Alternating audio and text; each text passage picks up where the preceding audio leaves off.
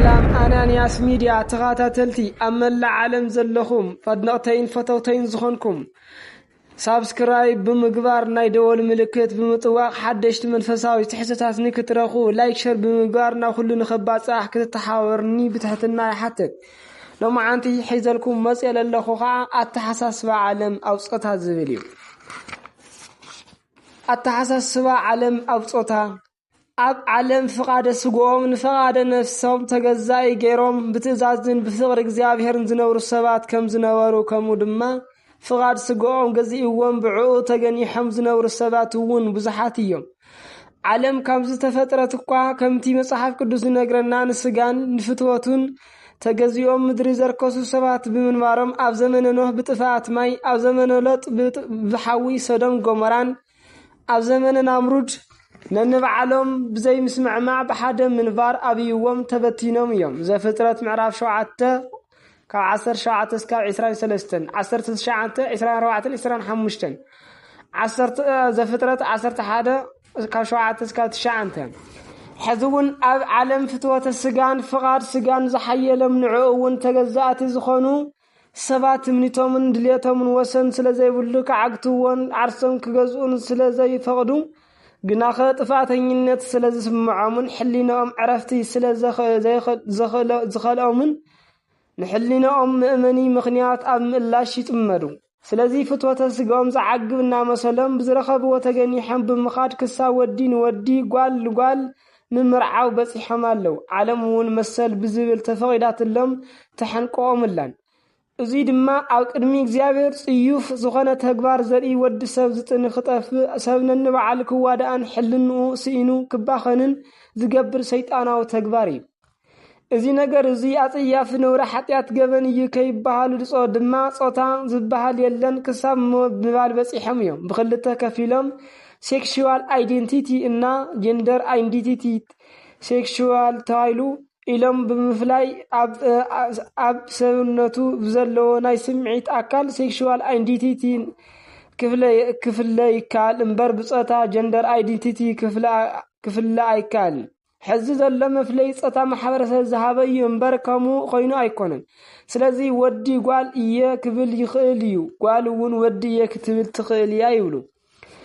እዚ ኣተሓሳስባ እዚ ፈጣሪ የለና ምባል ዝወስድ ሰይጣናዊ ሓሳቢ ቅዱስ ጳውሎስ እውን ነዚኦም ክፋት ደቂ ሰባት እንትገልጾም ቁጣ እግዚአብሔር ኣብ ልዕሊ ብኽፋቶምን ብዓመጾምን ንሓቂ ዝኽሕውልዋ ሰባት ካብ ሰማይ ክግለጽ እዩሞ እግዚአብሔር ስለ ዝገለጸሎም እቲ ብዛዕባ እግዚአብሔር ክፈልጥዎ ዝግባእ ኣብቶም ግሉጽ እዩ ዘመኽኒዎ ምንቲ ክስኑስ እቲ ዓለም ካብ ዝፍጠር ጀሚሩ ተርእዩ ዘይፈልጥ ባህሪ እግዚአብሔር ዘለዓለማዊ ኃይልን መለኮትን በቲ ዝፈጠረ ፍጥረቱ አጸቢቑ ተግሃደ ንእግዚአብሔር እናፈለጥዎስ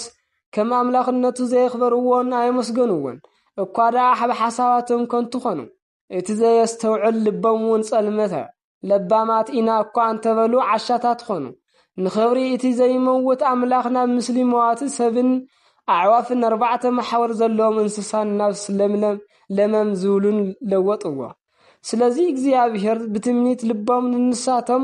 سمنتم كحسرون نخرصت أحلفهابم ازي خعانتي حقي እግዚአብሔር نا حاستت سلازلوطوا كندي فطارين فطور سلازملخوون زغلغلون እዩ مسغنان زلالم بروخ እዩ آمين بزي مخنيات زي خاع እግዚአብሔር ዝንዘነውር ፍትወት ኣሕሊፈሃቦም ደቂ ኣንስትዮኦም እንተይ ተረፋ ነቲ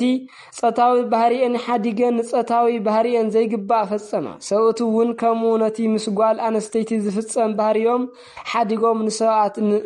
ንስንሳቶም ብፍትወቶም ነደዱ ሰውት ነውሪ ገበሩ ናይቲ ዝገበሩዎ ስሕተት እውን ግቡእ መቕጻዕቲ ኣብ ርእሶም ወረደ كمت نساتم እግዚአብሔር ክፈልጥዎ ዘይደልዩ እግዚአብሔር ከዓነውር ክፍጽሙ ስንዘስተውዕል ኣእምሮ ኣሕሊፈሃቦም ስለዚ በዓመጽ ብኽፋት ብሴሰኝነት ብቕናት ብቕትለት ብባእሲ ብምጥፍፋእ ብከይ ሙላኣት ኮኑ ከምኡውን ሰብ ዘጸልሙ ከምኡውን ሰብ ዘጸልሙ ሓመይቲ ንእግዚአብሔር ዝጸሉ ዕብያት ተጃሃርቲ ክፋት ዘአልሙ ንወለዶም ዘይእዘዙ ዘየስተውዕሉ ጠላማት ፍቅሪ ዘይብሎም ጨካናት እዮም እዚ ከይኣኽሎም ከዓ ነቶም ከምኡ ዝገብሩን የተባብዓለው ሮሜ ምዕራፍ 1 ቁጽር 18 እስከ 32 ኢሉ ኣሎ ጾታ ዝብል ካበይ እዩ መጽዩ ንዝብል ሕቶ ክልተ ሓሳብ ክንልዕል ይገብረና ክፈጠሩ እንተለው ዝተባሃለ ነገርን ዓለም ንደቂ ሰባት ዝጽዋዓሉ ናይ ሓባር ስምምዕ መሰረት ብምጋር ይኸውን በዚህ መሰረት እዚ እቲ ቀዳማይ ፍጥረታት ናብ ዝፈጠረ አምላኽ ይዝወስደና እግዚአብሔር አምላኽ ናይ ሁሉ ፍጥረት ፈጣሪ ስለዝኾነ ኩሉ ፍጥረት ስርዓት ሒዙ ክኸይድ ዝገበረ ፈጣሪ እዩ ካብዚ ብምጋስ ደቂ ሰባት እንትፈጥር በአምሳለ ገይሩ ተባዕታይና ነስታይን ዝበሃል ጾታ ሂቡ እዩ ዝፈጠረም ስለዚ ጾታ በማሕበረሰብ ዝተዋሃበ ዘይኮነስ በተፈጥሮ ዝተዋሃበ እዩ ዘፍጥረት ምዕራፍ 1 ቁጽር 27 በተፈጥሮውን ናይ ደቂ ሰባት ናይ ሓባር መጸውዒኦም ሰብ ዝብል እንትኾን ብውልቀ ድማ ተባዕታይ አነስታይን ገይሩ ፈጠሮም ስለዚ በኸፍለ አካል እንትፍለ ንወዲ ተባዕታይ ተባይት ወልድ ብሲ ብምባል ዝግለጽ እንትኾን ንጓል አንስት ብሲት ወለት ሔዋን እናተባሃለት ትግለጽ እቲ ካልኣይ ድማ ኣብ ዓለም ዘለው ደቂ ሰባት ብዕሊ ዝግብአብሉ ነገር እንተሪኢና ንወዲ ተባዕታይ ንጓል አንስተይቲ ብምባል እዩ እዚ ዓለም ካብ ትፍጠር ጀሚሩ ናይ ዓለም ሓበራዊ አረዳድኣ ኣጻዋዓን እዩ ዝጥቀሙሉ ቃላትውን ብጾታ ንዝራው ሕዝ ንዝዋለዱን ኩሎም ንሱ ንሳ እናተባሃለ እዩ ዝጽዋዕ እዚ ስቂሎም ክጥቀሙሉ ዝደልዮም ዘይኮነስ ከምቲ ቅዱስ ጳውሎስ እቲ ተፈጥሮ በዓሉዶ አየምሃረኩምን ቀዳማይ ቆሮንቶስ ምዕራፍ 11 ቁጽር 14 ዝወለ ተፈጥሮውን ስለዘምሃሮም እዩ ነማዓንቲ አውዚ ዛዚምና ኣለና ወስብሐት ለእግዚአብሔር ወለላይት ድንግል ወለመስቀሉ ክቡር ላኩሉ ንኸባጽሕኻ ሳብስክራይብ ላይክ ሼር ብምግባር ናኩሉ ባጽሕለይኹም ይቅኒል